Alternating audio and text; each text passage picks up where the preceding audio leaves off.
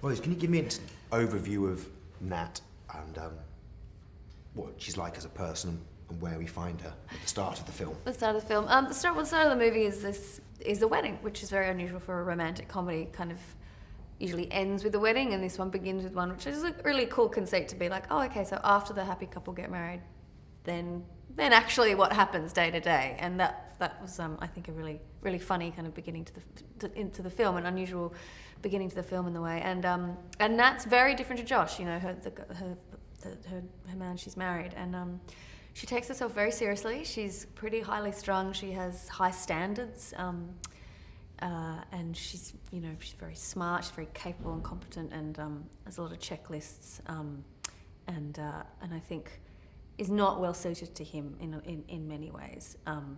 And she's also quite humorless, Nat, which is one of the harder things that I had to understand about her, because I'm generally a very good audience. I have a healthy sense of humour being Australian, and it's kind of one of our defining qualities, I think, as a culture, is our ability to make fun of things and to laugh and to see the absurdity of stuff, and she doesn't really have that, so it was hard at times. Does that make it a difficult role sort of tonally, because obviously you want the audience to engage and love Nat, but like you say, she's not naturally humorous, which is one of the ways we often get into the character. She's sort of weirdly disassociated and like sort of looking and maybe even laughing on the inside, but not actually literally laughing, and it is odd. But what in a romantic comedy, in the film it works, I think, because of the difference. So that's what makes it funny, is him being an idiot and trying to be funny and trying to make her laugh and be charming, and for her to love his idiosyncrasies, and instead she's kind of doesn't get it. So that, to me, I find that funny in people when they're just sort of weirdly disassociated and can't engage. It's almost like she's slightly, I don't know. Yeah. I get that with every joke I make.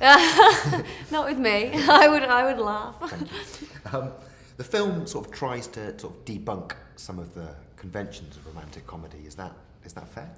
Yeah, it does. It takes the cliches, I suppose, of things and inverts them and stuff like that. But I don't think that's sort of why it's funny. I think it's just funny because Dan wrote a really great script, and he does incredible kind of set pieces in the film, and Rafe Spall is very gifted comedic actor, and he really carries the weight of the comedy, I think, in a way, whereas I'm the straight man more, and Anna Faris is also incredibly gifted, and Minnie Driver really is. The whole supporting cast delivers, beyond, and that's really, if you don't have that, the film's not going to be funny, because often it's like all those other stories that provide the laughs and the absurdities. You kind of answered it a bit there, but just to elaborate a bit more, you've got proven comedy chops, but what is it that makes good romantic comedy, or good comedy with a romantic flavour? Is there anything specific? I don't know. I feel like it's a really tough genre to do, and to do right, and to do well, and to make it not saccharine, and to make it appealing for everybody, so it's not just exclusively sort of female driven, I think. And this is really tonally gets that. I think it genuinely appeals to both men and women. So it's a good film to see with your boyfriend or girlfriend, or your husband or wife. Good Valentine's Day movie. Yeah, it really is. It really is. Have you, maybe not to the same extreme, but have you ever been to a wedding where the best man has performed as poorly as Stephen Merchant's character at your character? I have not, and I hope I don't have to, because it was so hard to. I mean, we just laughed that day on set when he was trying to do that. And the thing is, Stephen's so the polar opposite of that character. He's very erudite and self-aware and elegant and smart, and that guy is just so unself-aware and moronic, and has that awful quality of thinking they're funny when they're just not funny, and weirdly arrogant. We're totally inappropriately arrogant, and that Steve doesn't have that at all. So, was it hard not to perhaps? Well, you mentioned there you were laughing a lot at the wedding. Was it hard not to corpse when you've got Steve? Oh, I did. I was always corpsing. It was terrible. I was always getting in trouble.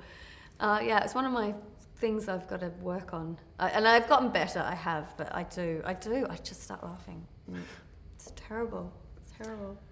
I found out today from Dan that you have a slight phobia about... Oh, birds. Oh my gosh. Took me by surprise too. I was underprepared for how physically and emotionally hijacked I would get by the birds in the scene. It became a exercise in working through my fear and focusing, but it was weird. It was like just if you're scared of snakes and there was a snake near you, or a bear, or you're swimming with a shark next to you and you're having to do a scene.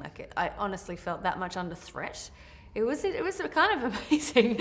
But in any case, the scene is about a woman under threat from a bird while this man's confessing his love to her. But I think it's funny, so thank God, because otherwise it wouldn't be in the movie, obviously. When you read the script and it said doves are released, did you not? I was weirdly like, oh yeah, but I didn't think it would. I thought they'd be more trained or something. I mean, I'm just stupid. I'm an idiot. I know that, but I was underprepared. I thought, oh, I'll be fine. And then we did a rehearsal with the birds, and I was a little nervy then, but I'll get there on the day because the scene will be, I'll be in the zone. And no, it was even worse. I mean, the crew laughed. They had the best day. They were just like crying, like, look at you, like diving under the table. And I promise it's the last bird question, but were you savaged by a bird as a child or something? No, I wasn't. And in fact, I went to a school with a lot of pigeons, weirdly. Like, it was a pigeon ground school. There was a lot of birds in my primary school that I went to in Australia. Weirdly, I don't know. Not to act with. Whoa. It's probably one of the better scenes in the movie, though, because the stakes are so high and it's very real. And so, God, method acting, there you go. It actually wins. So you love London but never visit Trafalgar Square. Yeah. That was obviously a stressful moment of filming. Could you pluck out any moments that were unexpectedly hilarious or which stick in the memory as just being great days? Oh, the days like when we were all doing the group things, the charades and the wedding and the digital photo frame and the scenes when the two couples run into each other in Soho and the square, and all those scenes were really fun. I loved those days. Yeah, they were great. You mentioned the scene with the photo frame. That is particularly hilarious. Yeah. Obviously not exactly the same, but have you ever had an embarrassing moment with a partner's parents or a friend's parents? Yeah, luckily, knock on wood, I haven't. Yes, I have not.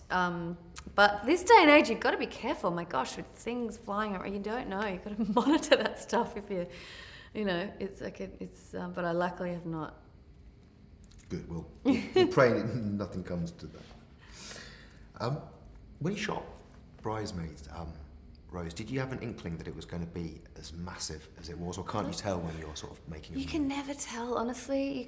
It's such a lottery. I mean, I thought it was really funny, and I was laughing, like I say. I thought the girls, we were doing a great job, and it was unusual, I knew, because of this ensemble of women, and I felt a special story, but you don't know, gosh, no. So the fact that it did so well and kind of just grows and grows its life, I think, now on DVD and pay-per-view and all that sort of stuff. It's great. I'm so proud of it. I'm just honoured that I was even a part of it. Yeah. The fact that it did do so well, did lots of people come knocking, asking you to do the same again almost? Yeah, I mean, of course, yeah, you get a lot of the similar offers and things like that. But it was great. All I've wanted to do is to do comedy for so long, and I had done dramatic stuff. So for me, it was a blessing to be able to get in the room for more comedic things. Yeah. You did a Star Wars movie back in the start of your career. I mean, I was in that movie for 30 seconds, and I still get fan mail from it. Yes, amazing. Yeah, really? I know. It's just obviously just the zeitgeist. It's really wild. Do you have any particular memories? I know you were only there for a short time, but I was I'm there sure for a short time. I remember the costumes were pretty heavy, like the things I wore on my head and stuff. A lot of green screen. George Lucas was really cool. He was lovely, very laid back. And Natalie was great. It was pretty easy. I mean, it was sort of like an extra role. I was just sort of her handmaiden for a couple of weeks, and people are fanatical about it, which is something I've learned. And I guess I can't quite relate to that because I've never had that about those sorts of films. But it's brilliant how much they've tap into people's imaginations, and like Harry Potter and the Narnia films, and so on. You started acting classes and things quite early in your life. Do you recall what turned you on to wanting to try your hand? I was the youngest of four, and I grew up in a suburb in Australia, in Balmain in Sydney, that a lot of kids in my suburb went to a nearby school for acting school for kids, And so I went on the recommendation of a friend of the family and just loved it. Yeah, I was very little. It's great for kids. I mean, the imagination, and it builds your confidence and social skills and all those sorts of things. And I just loved it. Yeah, I immediately had so much fun and loved the inventing and the games and all that stuff. So I was kind of hooked. Did you ever, when you were growing up, contemplate other potential career choices when you were at school with the careers counsellor or whatever?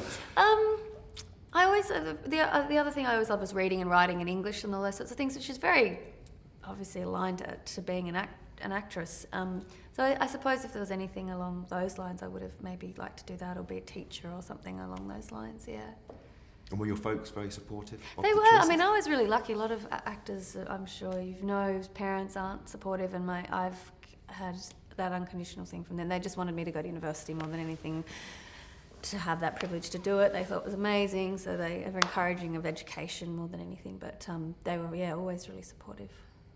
And a final TV-related question. Obviously, Damages was a big part of your life. Would you be open to dedicating that amount of time to TV again? I would, absolutely. I think just after finishing a show, I'm a little gun-shy just because I know how much it takes out of you, but I love series. Like, I watch more series than I would film. I really do. I'm a huge consumer of shows. So I would absolutely do something if I couldn't say no, or if I was really chasing something, yeah. Ace.